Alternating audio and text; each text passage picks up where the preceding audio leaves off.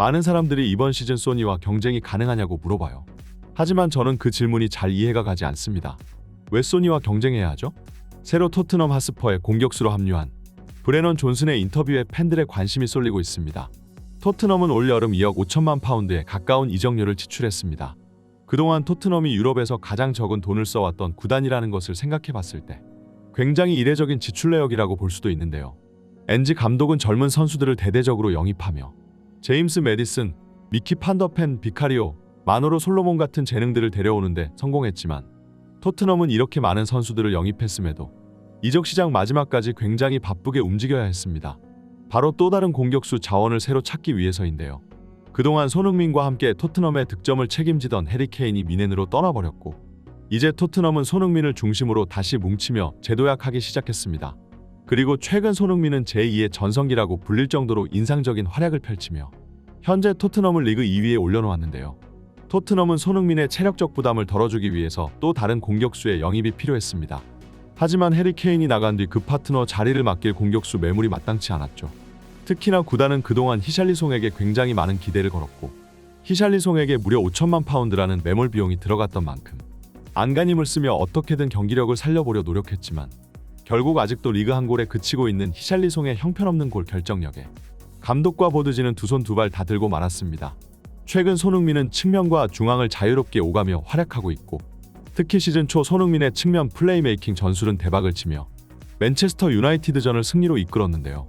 그러나 손흥민은 여기서 그치지 않고 벌리전 원톱 스트라이커로 출전하여 곧바로 해트트릭을 기록하며 프리미어 리그를 놀라게 했으니 토트넘은 윙포워드와 스트라이커 자리에서 모두 활약해줄 수 있는 무기를 손에 넣게 되었고 많은 득점이 필요할 때는 손흥민을 원톱 스트라이커로 쓰고 강팀과의 경기에서 좀 더 안정적인 경기 운영이 필요할 때는 다시 측면 플레이메이커로 돌리려는 계획을 가지고 있습니다.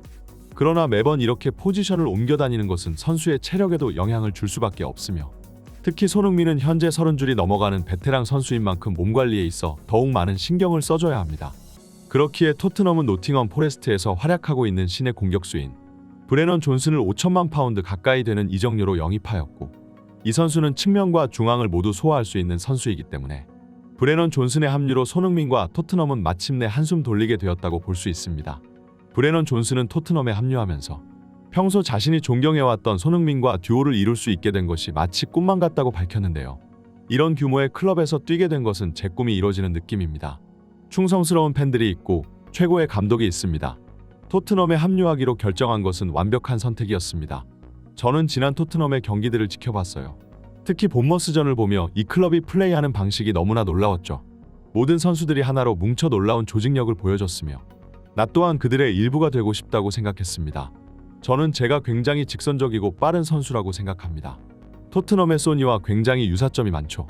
저의 빠른 발은 토트넘에게 큰 도움이 될 거라 생각합니다. 최근 웨일스 국가대표팀으로도 합류한 것을 생각해 보았을 때 지금 저의 선수 커리어는 행운의 연속인 것만 같습니다.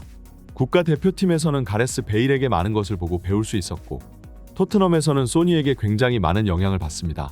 그들은 커리어에서 많은 것들을 성취해냈고 특히 베일은 토트넘에서 정말 좋은 선수였기 때문에 그는 저에게 국가대표팀에서 많은 조언을 해주었습니다. 그 중에서는 소니의 얘기도 빼놓지 않았어요. 경기에서 가장 결정적인 순간이 다가왔을 때 무조건 손흥민에게 패스를 건네라더군요. 소니는 모든 유럽 공격수들에게는 마치 꿈만 같은 선수입니다. 다들 그의 발자취를 따르기를 원하고 있죠. 특히나 그의 플레이 스타일은 정말 시원해요. 그를 보면 마치 크리스티아노 호날두가 생각나죠. 선수들을 그렇게 열광시킬 수 있는 인물은 그 두 명밖에 없을 거예요. 몇몇 사람들은 제가 손흥민의 경쟁자로서 이 클럽에 합류했다고 말하지만 아직도 저는 발전해야 할 부분이 많습니다. 물론 저는 이 클럽에서 주전 자리를 쟁취하기를 원해요. 하지만 이 클럽에서 손흥민이라는 상징적인 존재는 절대 밀어낼 수가 없죠. 저는 소니와 함께 공존하는 길을 꿈꾸고 있습니다. 제가 소니처럼 다양한 포지션이 소화 가능하다는 것이 다행이에요. 소니가 위치를 옮기면 그 자리에 대신에 들어가 뛸 수 있으니까요. 하지만 지금처럼 단순 로테이션 멤버가 아닌 어디까지나 동등한 위치로서 그들과 함께 주전으로서 뛰고 싶습니다. 제가 이 클럽에서 해리 케인의 자리를 대신하기를 원해요. 그러기 위해서 더욱 노력할 것이고 팀을 위해 희생할 준비가 되어 있습니다. 이번 시즌 토트넘과 함께 엄청난 것을 이룰 수 있기를 바라요. 브레넌 존슨은 프리미어 리그 팬들에게 굉장히 높게 평가받는 공격수였으며 노팅엄 포레스트도 이 선수를 뺏기기 싫어 이적 시장 마지막 날까지 토트넘과 치열한 줄다리기를 벌였는데요. 5천만 파운드라는 이적료도 절대로 무시하지 못할 액수이고 그만큼 토트넘은 이번 시즌 벤치 멤버를 두텁게 하여 캡틴 손흥민과 함께 토트넘 역사에서 길게 이어져온 무관 커리어를 끊기를 바라고 있습니다. 그만큼 이번 시즌 토트넘 스쿼드에는 많은 변화가 이루어지고 있고 전임 감독들과 달리 포스테코글루 감독은 절대적으로 현재 기량을 우선시하고 있기 때문에 팀에서 오래 뛴 것 말고는 장점이라고는 전혀 찾아볼 수 없는 에릭 다이어 같은 선수는 마침내 팀에서 사실상 방출 통보를 받고야 말았습니다. 심지어 저번 시즌 토트넘 공격진에서 뛰어난 활약을 펼쳤던 쿨루셉스키마저 이번 시즌 브레넌 존슨에 의해 주전 자리를 잃을 위기에 처해 있는데요.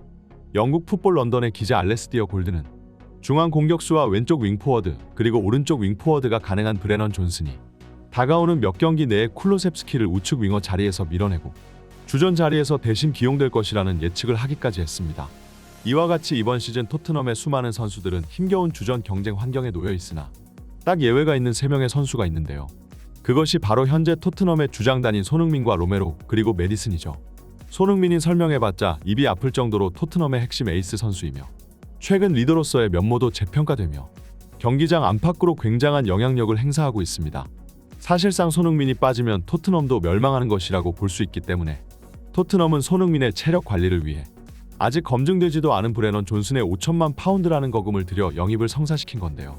제임스 메디슨은 이번 시즌 프리미어 리그 최고의 영입생으로 평가받고 있으며 이 선수의 영입으로 토트넘의 공격이 날개를 달았다 해도 과언이 아닙니다. 메디슨이 중앙 지역에서 공을 안정적으로 배급하며 측면에서 공을 이어받은 손흥민이 마무리를 짓는 형식인데요. 메디슨은 최근 국가대표에 재승선하며 본인 커리어 전성기를 달리고 있고 손흥민과 함께 토트넘에서 가장 의욕이 가득한 선수 중 한 명입니다. 크리스티안 로메로는 토트넘 후방 수비 라인의 핵심 리더이고 이번 시즌 부주장직에 임명되면서 그 임무는 더욱 막중해졌는데요. 사실 로메로는 수비 스타일이 굉장히 거칠기로 유명하고 이미 라이벌 팬들에게는 프리미어 리그에서 가장 더러운 수비수라는 오명까지 씌워져 있는 선수입니다. 토트넘 팬들도 이에 대해 딱히 반박할 말이 떠오르지 않을 정도로 로메로는 그동안 굉장히 눈살 찌푸려지는 더러운 태클들을 많이 시도해왔는데요. 하지만 위치가 사람을 만든다더니 부주장직에 임명된 로메로는 이번 시즌 정신적으로 굉장히 성숙해졌고 더 이상 상대 공격수와의 신경전에도 휘말려들지 않으며 토트넘의 수비 라인을 이끌고 있습니다. 이처럼 이 3명의 핵심 허리 라인이 멀쩡히 살아있는 이상 지금 토트넘의 경이로운 퍼포먼스는 시즌 끝까지 유지될 수 있을 텐데요. 그렇기 때문에 토트넘은 이번 시즌 그 어떤 때보다 선수들 몸관리에 신경을 곤두세우고 있으며 특히 최근 친선 경기에서 손흥민을 연달아 2경기나 뛰게 한 클린스만에게 불만 섞인 소리를 내고 있는 것 또한 이런 이유에서입니다. 손흥민은 국가대표팀 경기를 무사히 끝마치고 토트넘으로 복귀하는 중이며 다가오는 셰필드전에서 선발 출전이 유력시 되고 있는데요.